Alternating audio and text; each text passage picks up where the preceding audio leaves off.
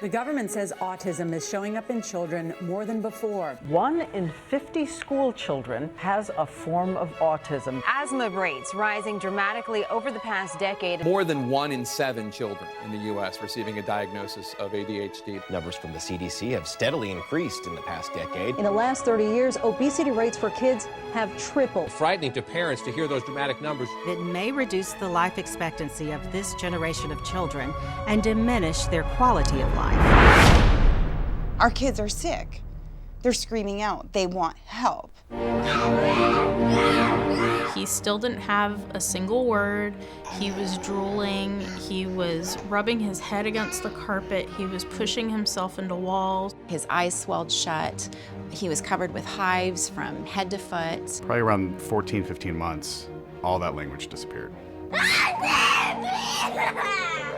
From all that I can see, it looks like we've got a child here with pervasive developmental delay. Noah, you keep holding your stomach. Does your side hurt? Having a child with autism, it's not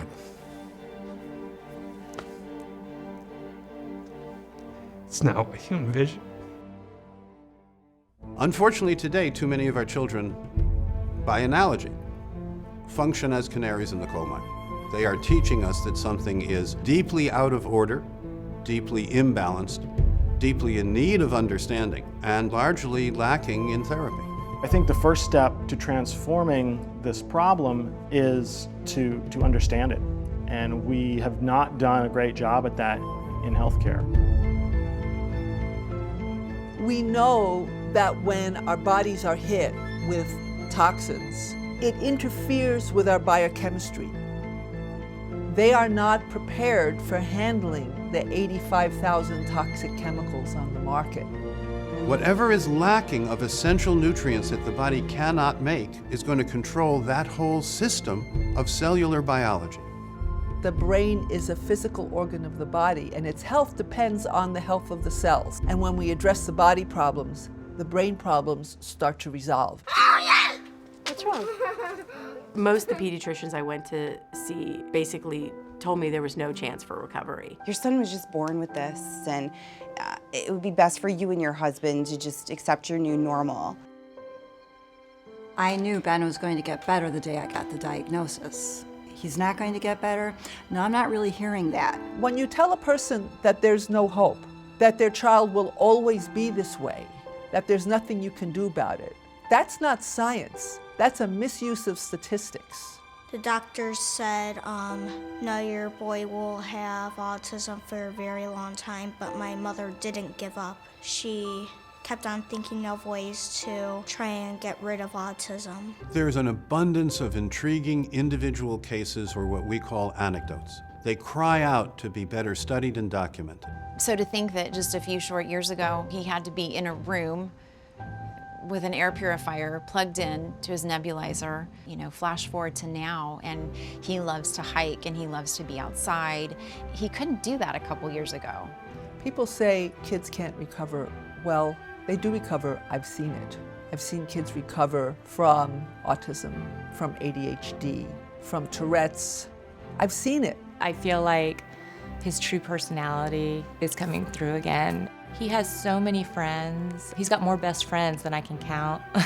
When he's doing BMX at the track and I'm sitting there watching him, come on, go, go! I just know that there's no limits to what he can do.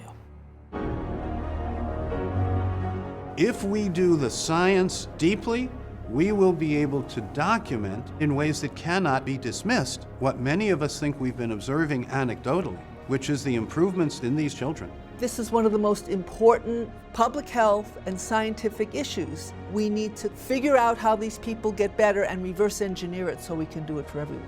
Research has been largely fragmented across different communities and in different silos. And I agree with our colleagues. There is no sufficiently documented comprehensive study that has thus far been executed. That's part of the fierce urgency for now. We've been trained to believe that these illnesses are genetic and inborn and we need some kind of scientific miracle. That's not what we need right now. We need a fundamental rethinking on the optimization of our health and the minimization of threats to our health. as we blaze this trail, others can learn as we have that it is possible to look at the individual, to remove obstacles to recovery, to evoke healing responses, and to do that in a way that is both very personal and rigorously scientific. We're losing a generation of children. That's what's at stake. If we project the current trends forward just half a century, everyone will be in a hospital bed taking care of the person next to them. We cannot continue on the current trajectory, and yet it shows no signs of abating. Clearly there's something going on and there's something wrong when I can walk into a room of 20 kids and I know beyond a shadow of a doubt that there's at least one EpiPen in that room. The economic cost is astronomical to our society, and the societal costs alone are tremendous. Something is hurting our children, and pretty soon it's going to be 1 and 2. And then what? Then are we going to look at the issue? The time is now for the scientific community to take recovery, environment, and nutrition seriously. Our future depends on it. We need to start talking about our children's health.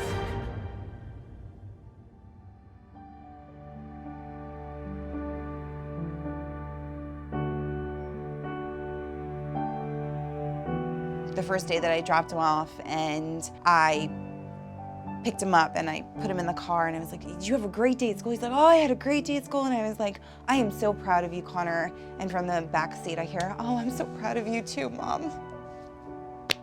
I'm like, "No, I'm proud of you." "No, I'm proud of you." I won.